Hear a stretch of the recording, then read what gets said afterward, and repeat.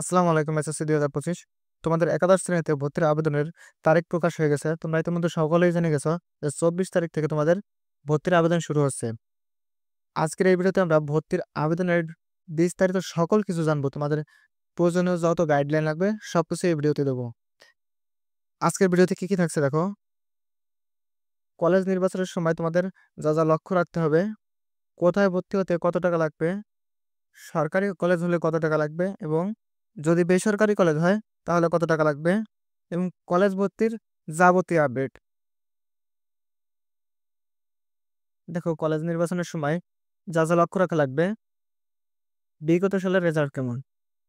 তুমি যে কলেজে চয়েস দেবে অবশ্যই সে কলেজের বিগত সালের রেজাল্ট কেমন এই সম্পর্কে জেনে নেবে।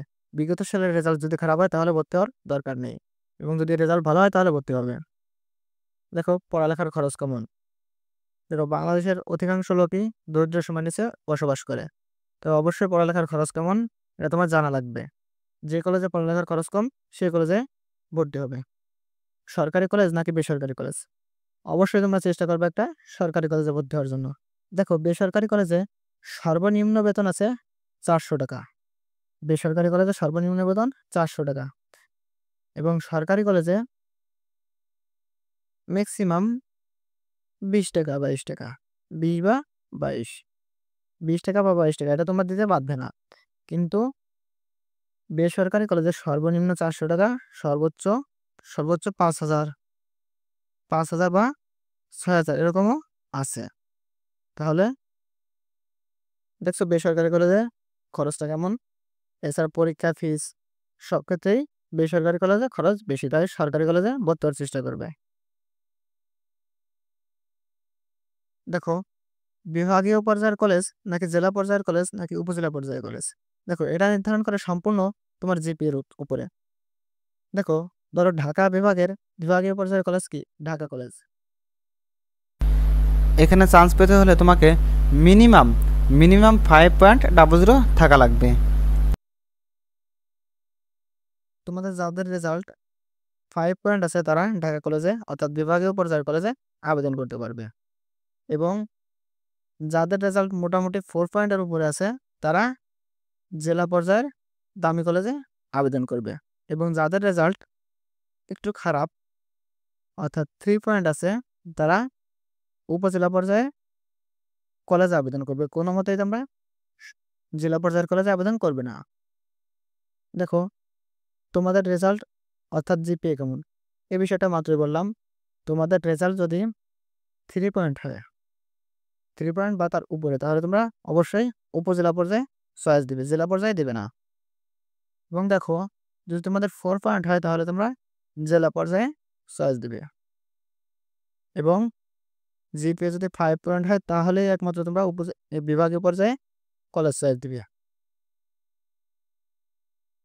দেখো, বাড়ি থেকে দূরত্ব কত, এটা অবশ্যই ম্যাটার করে তোমার কলেজ ভর্তির ক্ষেত্রে। দেখো, বাড়ি থেকে কলেজে যেতে যদি তোমার সর্বনিম্ন 1.5 ঘন্টা বা 2 ঘন্টা লেগে যায়, 1.5 ঘন্টা বা 2 ঘন্টা লেগে গেল, এই জায়গায় তোমার পড়ালেখার বিশাল একটা ক্ষতি হয়ে যাবে। তাই বাড়ি থেকে কাছাকাছি হয় এমন একটা কলেজে ভর্তি হওয়ার চেষ্টা করবে।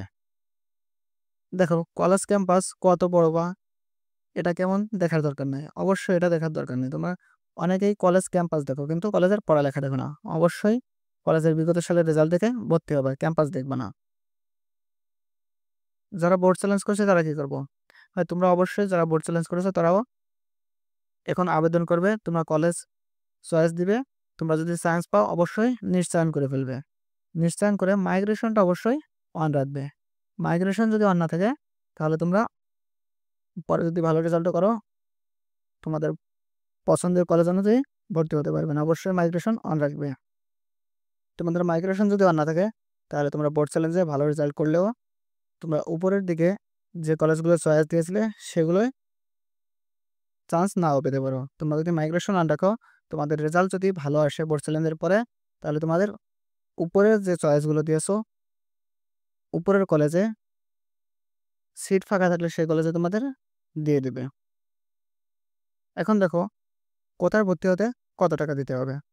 দেখো, যদি সরকারি কলেজ হয় ঢাকা মহানগরের মতো 5,000 টাকা, বিভাগীয় জেলায় 3,000 টাকা, এবং জেলা পর্যায়ে 2,000 টাকা এবং উপজেলা পর্যায়ে 1, 2 বা 1,500 টাকা এরকমই। দেখো যদি বেসরকারি কলেজ হয় তাহলে ঢাকা মহানগর 7 থেকে 8,000 টাকা, বিভাগীয় জেলা 5 থেকে 6,000 টাকা, জেলা পর্যায়ে 3 থেকে 4,000 টাকা এবং উপজেলা পর্যায়ে 3,000 টাকা। দেখো কলেজে ভর্তির আবেদন শুরু হচ্ছে কবে? তোমাদের কলেজের ভর্তির আবেদন শুরু হচ্ছে 24 জুলাই এবং আবেদন চলবে 9 আগস্ট পর্যন্ত। সর্বনিম্ন তোমরা 5টি কলেজে আবেদন করতে পারবে এবং সর্বোচ্চ 10টি কলেজে আবেদন করতে পারবে।